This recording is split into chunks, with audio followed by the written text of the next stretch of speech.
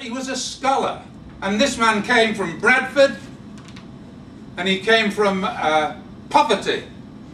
His mum and his dad, when he started, I'm talking about real poverty. There were people in the family that had a shop or two.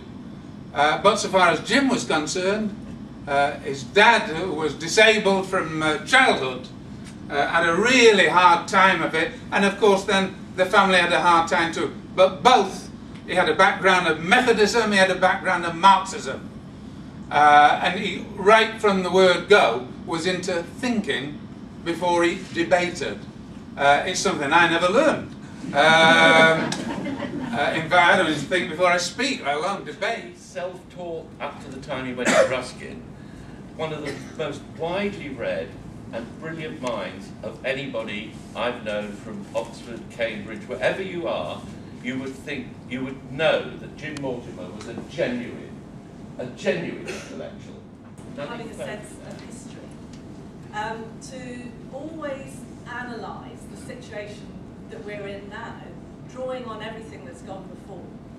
And I remember that he often used to remind people that history is not made by presidents, by kings and queens, or even by general secretaries of unions, but are made by what he sometimes referred to as the little people, the ordinary working people, like all of us. And starting with the match workers and their successful disputes and throughout history. And it gave a tremendous sense of empowerment and inspiration and feeling that we can do things and we can change things. And that infected everyone that he worked with. There is power in the factory, there's power in the land, oh, power in the hand of the worker. But it all amounts to nothing if together we don't stand. There is power in the union. I wanted to say that there couldn't be a more suitable place to have a memorial meeting with Jim Mortimer than this union head office, because Jim was a member of Unite and there's many constituent parts all his working life. From the time he entered Portsmouth Dockyard as a 16-year-old apprentice, joined the AU, all through his working life he was active. Even when he retired, he was still active, and he was absolutely solidly with the union. And he, as well as that, what was important for him was the broader horizon of the union, not only looking for getting better conditions for its members, but the broader horizon of all the people beyond, trying to get a better life for all our fellow citizens. That was one of the ambitions of the union, and it was certainly an ambition of Jim Mortimer, because he was a socialist and proud of it. And I'm a socialist. Pat has already spoken a bit about Jim's own connections with Unite, which encompass a number of unions now in us, I think from TAS through to MSF, through to ACAS, through to Unite. Some of you may have noticed when you came in that in the reception area of this building we have a plaque which lists all the unions that went to make up Unite, going back to the Rossendale boot and shoe and goodness knows what in the 19th century. I often thought that actually if you stood Jim blindfolded in front of that plaque and had him put a finger, whatever, on the plaque, he would be able to give you at least 500 words about every union there, their main agreements, the character of the General Secretary, where they went wrong, what they did right, and hopefully how it's a good thing they're all united together in Unite, because he was a comrade of immense erudition, and all of us in Unite, and Len McCluskey would want me to emphasise this, we're very, very proud to have him as a member throughout his life. I was still quite nervous about my senior position in the TUC by then, and I needed somebody who could be an absolute font of wisdom and knowledge, but do it in a way that was supportive and discreet. And I have to say that Jim was absolutely invaluable like that. I could talk to him at any time. I would never be made to feel that I was stupid for asking a question, about employment rights, about industrial relations and whatever it was. He was absolutely fantastic. And I also, and you can't honestly always say this about somebody, I really, really like Jim personally. He's a lovely man, very, very, very good to work with, warm, friendly, somebody you would just want to be with and enjoy spending time. Lessons of the past were all learned with workers' blood. The mistakes of the bosses we must pay for. From the cities and the farmlands to the trenches full of mud. War has been the boss's way. Jim's commitment to collective bargaining can be seen in his later career when he ceased to be such an active trade unionist, or at least a trade union official. When he took the job with the Prices and Incomes Board, which many on the left were very dubious about, you see in his book that the first thing that he asked Barbara Castle was an assurance that the Prices and Incomes policy would not contradict in any way or damage collective bargaining in Britain. And then when subsequently, was it 1968 that he became the member of the Board of London Transport for Industrial Relations. You see in the book, once again, his first theme was to ensure that collective bargaining existed across the whole of London Transport and was unified and uniform across the board. And then, as has been said earlier, in 1974, he became the first chairman of ACAS, and you see in the book he points to the fact that Section 1 of the Employment Protection Act, which set up ACAS, imposed on ACAS, and I don't think he would have taken the job if it had not, imposed on ACAS the duty to extend and promote collective bargaining. And one of the many reforms, you can't use that word, one of the many changes to the law that the Tories brought about that caused real pain to Jim Mortimer was the abolition of the duty of ACAS to promote collective bargaining. And as we know, as chairman of ACAS throughout the 70s, right up to the Grunwick dispute of 1979, employers by legal action made it practically impossible for the collective bargaining machinery to operate. And it was in 1979 that, as chairman of the ACAS Council, he wrote to the Secretary of State and said this mechanism simply can work no longer. Well, of course, 1979 was the very year that Thatcher was elected and neoliberalism came to flower. I actually got to know Jim very late in his life. It was with the London regional and political committees of MSF and the broad left of that union. It was the beginning of New Labour. It was, of course, the beginning shortly of the Blair-Brown governments. And Jim was very much, together with Pat, active in the left movement of the time. In earlier days, our paths had been very different coming into the Labour movement. Jim on one side, me and what would be termed the rather further left groups of the day. And that's putting it somewhat politely, I suppose. But at no time in those latter years did Jim ever put up a barrier between us. At no time did he in any way want to not proceed with a friendship. Because for Jim, honesty and approach and a realization that we were in the battle together, that was for him. Union forever, defending or bending our stand with the brigade, all workers unite with our sisters and our brothers in many far-off lands. There is power in the union. I was trying as an NHS worker to organise a department of 40 or 50 speech and language therapists, mostly young women, people with no experience, very little understanding of what trade unionism was about. And I asked Jim to come along and talk to a team meeting, to talk to these women about why they should join the union. And he said, well, I'm happy to do that, Jill, but what is it you want me to say? And I said, well, I don't know, Jim, but can you do the vision thing? Can you try and inspire people a bit?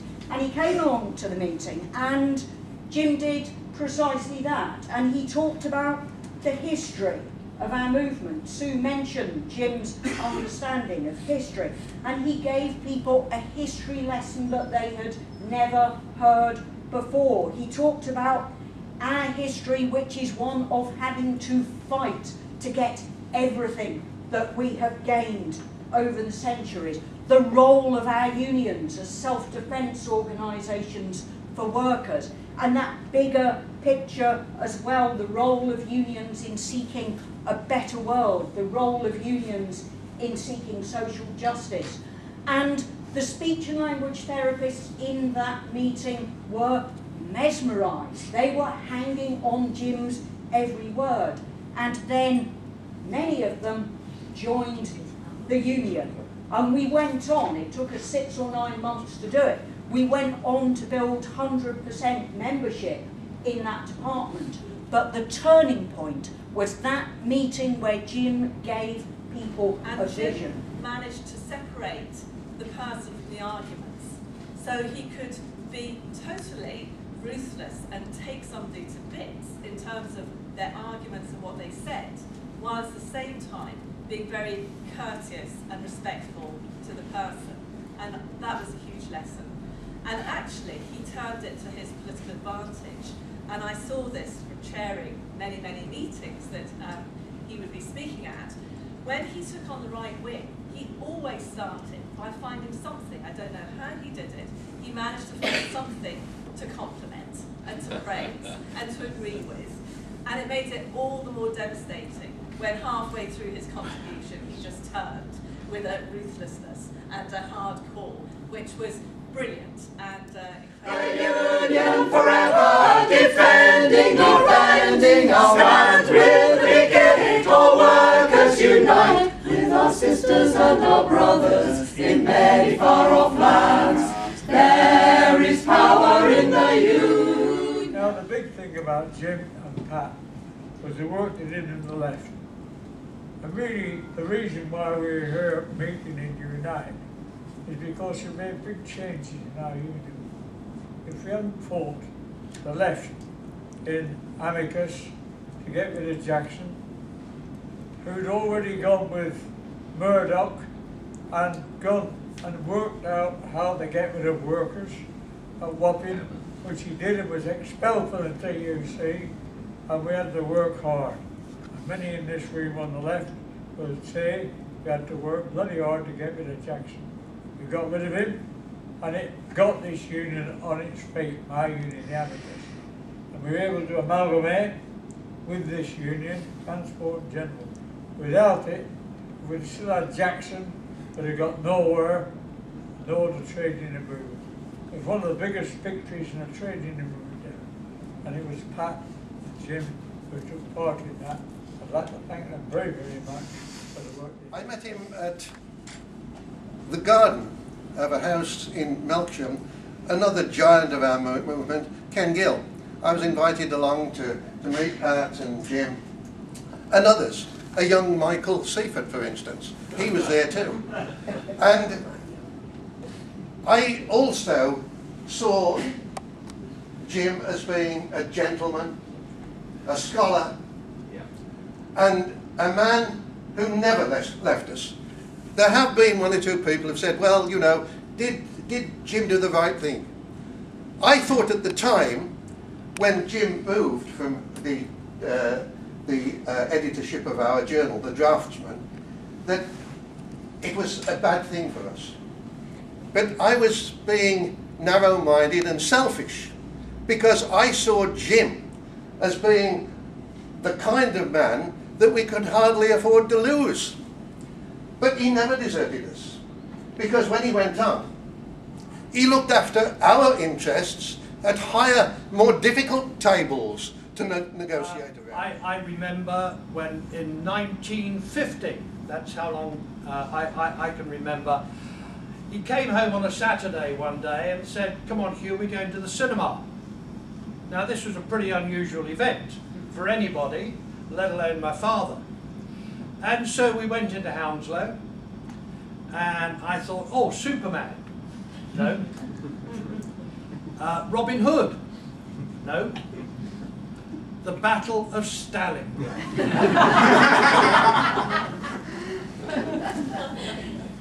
Now we went in. Were there any children there? No.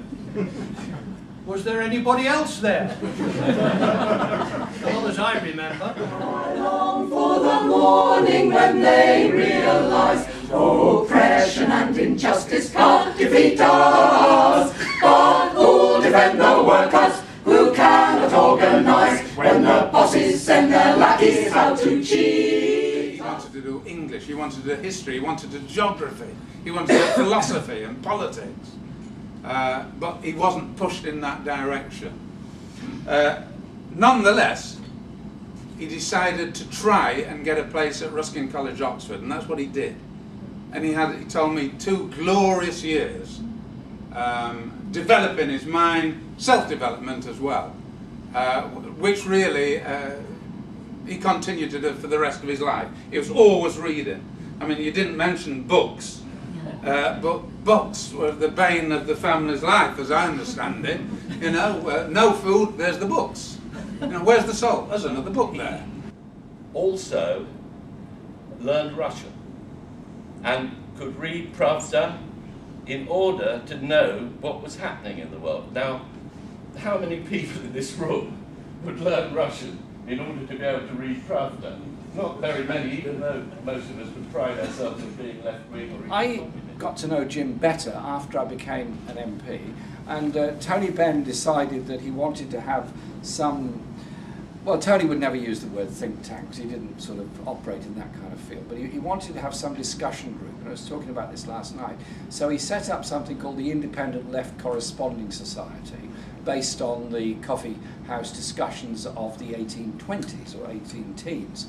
And a number of people came to these events, and they were quite interesting, quite sparky discussions, because the core of it was Tariq Ali, Hilary Wainwright, Ralph Miliband, Jim Mortimer and Tony Benn.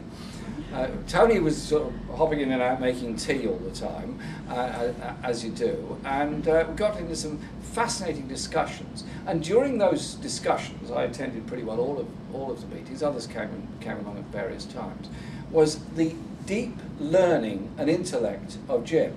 And yes, he was a great supporter of the Soviet Union. Yes, he was a great admirer of the Soviet Revolution, absolutely. But he was also not uncritical of an awful lot of things there. And I remember a fascinating discussion with him about the economic problems that he could see which could lead to the demise of the Soviet Union. This was 87. Money speaks for money, the devil for his own. Who comes to speak for the flesh and the bone? What a comfort to the widow, a light to the child. There is power in the union. Trade union democracy and the involvement of workers in their basic units, in the trade union movement, trying to change society. It was the thing that underpinned his whole life, that workers could run society, that workers could run socialism, and that would be to the benefit of people everywhere, not only in Britain but throughout the world. And that really underpinned everything that Jim did. Was the amazing, fantastic partnership between Jim and Pat, both personally and politically. It was just inspirational, and I think all of us who had the privilege to enjoy that will keep that in our hearts. The union forever, defending our stand with the picket, all workers unite with our sisters and our brothers in many far-off lands. There